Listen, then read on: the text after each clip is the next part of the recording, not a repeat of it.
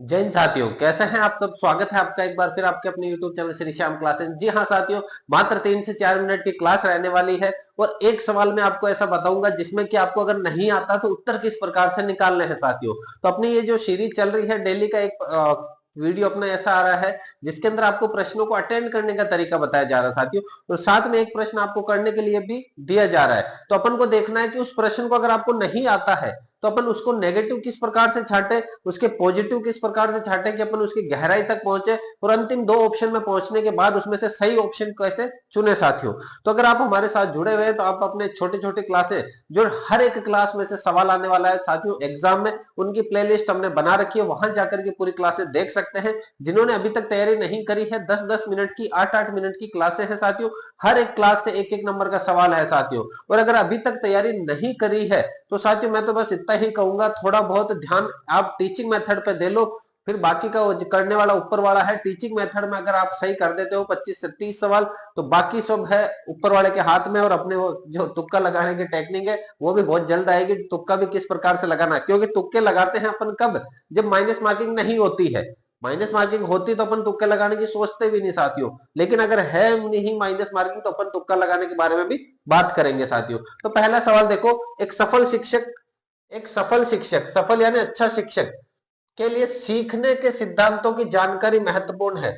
कि उसे सफल शिक्षक तभी बन पाता है कि उसे सीखने के सिद्धांत यानी कैसे कैसे वो सीख सकता है। क्या कर सकता है साथियों, ध्यान रखना, सीख सकता है, उसके सिद्धांतों की जानकारी जरूरी है उसको।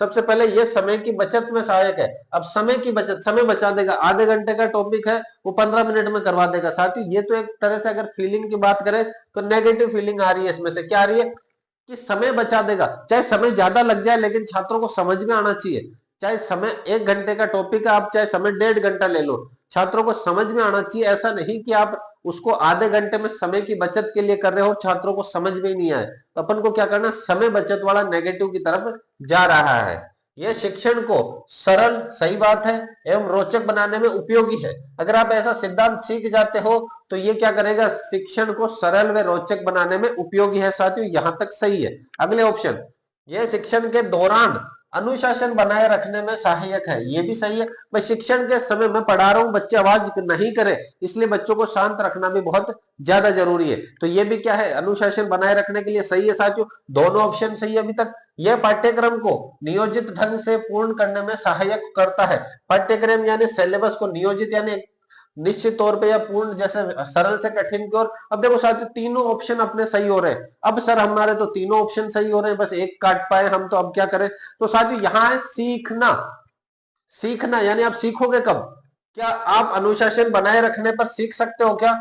अनुशासन बना दिया मैंने, बच्चों को चुपचाप बैठा दिया, कोई बोलेगा नहीं। अगर बच्चा नहीं बोल पाएगा तो मैं कैसे सीखूंगा। टीचर, एज ए टीचर मैं तभी सीख पाऊंगा जब आप कमेंट करोगे कि सर ये क्लास में ये कमी है, इस क्लास में ये बढ़िया लग रहा है। अगर आप मैंने कमेंट ही ऑफ कर दिया आपके, तो फिर चाहे मैं कैसा भी पढ़ा रहा हूं वो बस सिर्फ मेरे तक सीमित है। इसीलिए कक्षा में अनुशासन जरूरी है, लेकिन इतना भी नहीं, अनुशासन इतना भी नहीं होना चाहिए कि आप बच्चे बोल ही नहीं पाए, आपसे आपसे सवाल ही नहीं कर पाए। अगर बच्चा सवाल करता है आपसे तो आप ये क्या कहते हो, कई बार ऐसा होता है टीचर ये कहता है कि पहले वाला सवाल बताओ। अगर आप 15वां सवाल पूछ रहे हो तो वो कहते हैं 14वां सवाल जो मैंने बताया वो बताओ। तो बच्चे को डर लगता है कि यार अभी मैं 15वां पूछूंगा, या 14वां पूछेंगे या 12वां पूछेंगे, इससे अच्छा रहने दो, कोई दिक्कत नहीं है। इसलिए अनुशासन होना चाहिए लेकिन इतना भी नहीं। तो इसको आप काट दो, इसको भी नेगेटिव के अंदर काट दो साथियों।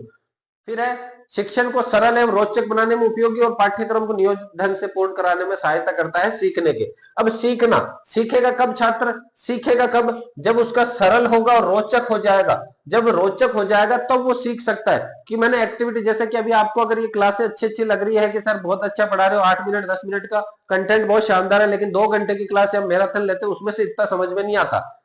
2 घंटे की मैराथन वो सिर्फ और सिर्फ ये चाहते हैं कि आप उनके चैनल पे 2 घंटे बिता के जाओ, बस उनका सब्सक्राइबर बढ़ा के जाओ। मेरे सब्सक्राइबर नहीं बढ़ रहे, कोई दिक्कत नहीं है साथियों, लेकिन जो मैं अगर मान के चलो मेरे 500 व्यू भी आ रहे हैं, लेकिन वो 500 पूरा ऑथेंटिक है, उन 500 में से 50 से ज्यादा कमेंट आते हैं, वो बिल्कुल पॉजिटिव कमेंट आते हैं। तो वहां पर यह है कि रोचक बना रहा हूं मैं, जो मैं एक तो रोचक बना रहा हूं, एक मैं नियोजित ढंग से सिलेबस करवाए जा रहा हूं बस। कि मुझे मेरे को क्या करना है, मेरे को तो साइकोलॉजी का पूरा सिलेबस करना है, बच्चों को समझ में आए चाहे नहीं आए, लेकिन अगर रोचक बना दिया उस सिलेबस को, चाहे सिलेबस पूरा हुआ या नहीं हुआ, लेकिन सीखने में सहायता मिलेगी साथियों। तो सीखने के सिद्धांत में सबसे बेस्ट ऑप्शन कौन सा हो जाएगा, ऑप्शन बी। चाहे सिलेबस पूरा हुआ या नहीं हुआ, अगर रोचक लग रहा है आपको, तो आपको क्या हो जाएगा साथियों, पढ़ने का मजा दोगुना हो जाएगा। अब है अगला सवाल, एक व्यक्ति चिकित्सक बनना चाहता है, डॉक्टर बनना चाहता है, क्या बनना चाहता है, डॉक्टर, लेकिन अपर्याप्त क्षमता से, उसके पास इतनी क्षमता नहीं है, अपर्याप्त क्षमता से वो अवरुद्ध हो जाता, नहीं बन पाता है, इसलिए उसने प्रयोगशाला टेक्नीशियन, वो लैब असिस्टेंट बन गया, जो भी बनना चुना है। इसके द्वारा अपनाई गई समायोजन समायोजन की युक्तियां ना, जो प्रत्यक्ष और अप्रत्यक्ष वाले साथियों, उसमें से कौन सी युक्ति उसने अपनाई है, इसका जवाब आपको क्या करना है, कमेंट देना है साथियों। क्या करना है, कमेंट में जवाब देना है इसका। कमेंट कीजिएगा कि इसका जवाब क्या हो जाएगा, प्रतिस्थापन, विस्थापन, दमन, दमन जो है पीछे दबा दिया आपने, आत्मीकरण किसी और को अपना किरदार बना लिया, प्रतिगमन पूर्व की तरफ चले गए आप। तो कौन सा हो जाएगा, इसमें मैंने तीनों चारों हिंट बता दिए। प्रतिस्थापन भी हो गया, प्रतिस्थापन का मतलब क्या हो गया, इस स्थान से इस स्थान पे।